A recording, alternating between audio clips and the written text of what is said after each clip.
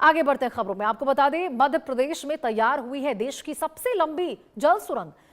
विंध्य पर्वत को चीरकर ये इंजीनियरिंग का कमाल बना है।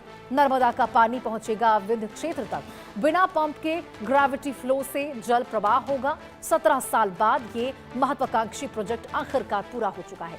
सिंचाई और पेयजल संकट से अब लोगों को राहत मिलती हुई नजर आएगी।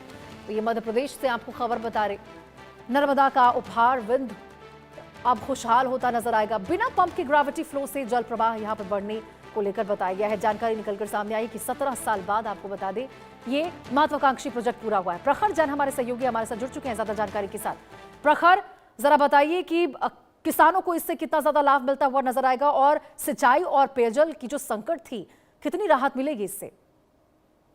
देखिए बिल्कुल, ये जो प्रोजेक्ट काफी महत्वाकांक्षी प्रोजेक्ट था, 17 साल बाद पूरा हो रहा है। बात की जाए तो जो सिंचाई का रकबा है, उसके टारगेट के लिहाज से अगर बात की जाए तो अगले साल दिसंबर तक की अगर बात की जाए तो टारगेट रखा गया है 1.5 लाख हेक्टेयर जमीन के सिंचाई के रकबे में बढ़ोतरी होगी, जो कि अब तक जितना प्रोजेक्ट कंप्लीट हुआ था उस लिहाज से अगर बात की जाए तो मार्च तक ये जो सिंचाई का रकबा है ये 44,000 हेक्टेयर तक पहुंच गया था।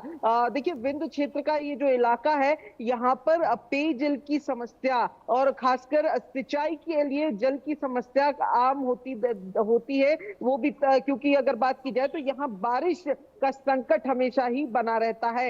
ऐसे में अगर बात की जाए तो ये जो टारगेट रखे गए हैं और जिस तरीके से अब ये 17 साल बाद प्रोजेक्ट लगभग कंप्लीशन पे आया है, उसके पहले आज मुख्यमंत्री निरीक्षण कर रहे हैं। उस लिहाज से अगर बात की जाए तो करीब करीब 6 जिलों को सीधे तौर पर पेयजल और सिंचाई के लिए फायदा यहाँ पर मिलता हुआ दिखाई देगा। जबलपुर, कटनी, मैहर, सतना, रीवा और पन्ना ये जिले हैं जिन्हें इस परियोजना के पूरे होने से सबसे ज्यादा जो फायदा है वो पहुंचेगा। अभी अगर बात की जाए तो बस कुछ ही जो है थोड़ी ये जो खुदाई है वो बाकी है, जो अब पूरी होने वाली है और उसी के पहले मुख्यमंत्री निरीक्षण कर रहे हैं। इसमें सबसे खास बात यह है कि बिना किसी मोटर पंप का इस्तेमाल किए ग्रेविटी का इस्तेमाल करते हुए जो जल है उसकी आपूर्ति की जाएगी, जो कि सिंचाई और पेयजल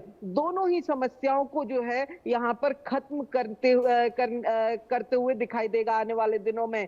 खैर अगर बात की जाए, सबसे बड़ी बात यह है कि साल भर के अंदर 1.5 लाख हेक्टेयर जमीन सिंचित होगी। ये ना केवल किसानों के लिहाज से बड़ी खबर है, बल्कि अगर बात की जाए तो मध्य प्रदेश की जो कृषि आधारित इकोनॉमी है उसके लिए भी एक बड़ा बूस्ट साबित हो सकता है। जी बिल्कुल प्रखर, आपने कहा कि यहाँ पर बिना बिजली और यहाँ पर पाइप के लोगों को पानी मिलते हुए नजर आएंगे। ये कैसे संभव बताया जा रहा है और कितने किलोमीटर तक में ये है पाइप पूरा टनल?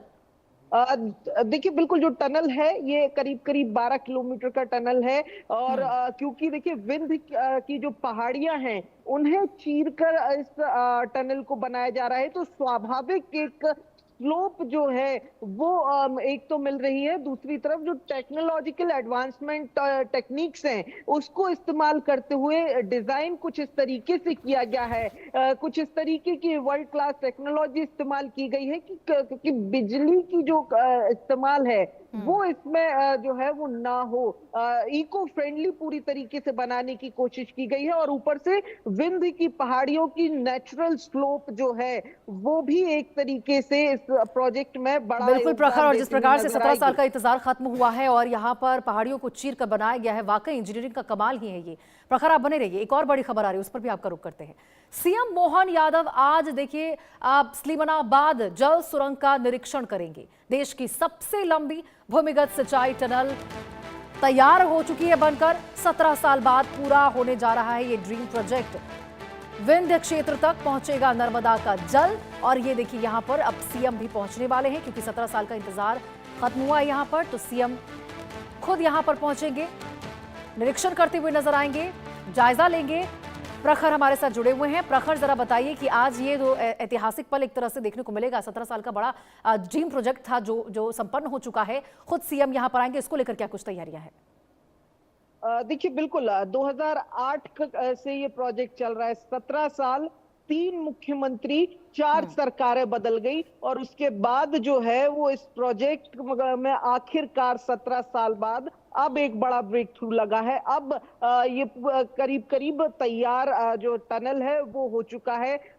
जो इसको लेकर ही आज मुख्यमंत्री निरीक्षण कर रहे हैं कि किस तरीके से जो कुछ परसेंट का काम बचा है उसमें क्या कोई कमी है, क्या कोई और चीजें तो नहीं है जो रह गई हो, जिनके लिए सरकार को कोई नीतिगत निर्णय लेने हो। साथ ही अगर बात की जाए तो यहाँ पर देखिए ये बड़ा महत्वाकांक्षी प्रोजेक्ट था और इसका उद्घाटन उतनी ही बड़ी उपलब्धि डॉक्टर मोहन यादव सरकार के लिए रहेगी, क्योंकि 17 सालों के अंदर अगर बात की जाए तो कई सारे अड़चने जो है वो इस प्रोजेक्ट के खत्म होने में आई हैं, चाहे फिर वो एनजीटी की हो, पर्यावरण की हो, या फिर जो नेचुरल जो फॉरेस्ट कवर है या जो माउंटेन कवर है उसके चीर के ये सुरंग बनाना, ये काफी चैलेंजिंग काम था जो सुबह से ही वहां से जो रिएक्शंस भी प्रखर जरा ये भी बताइएगा कि क्या कोई काम अभी बचा भी हुआ है या फिर यहाँ पूरी तरह से तैयारी हो चुकी है? पानी का फ्लो कब तक देखने को मिल सकता है?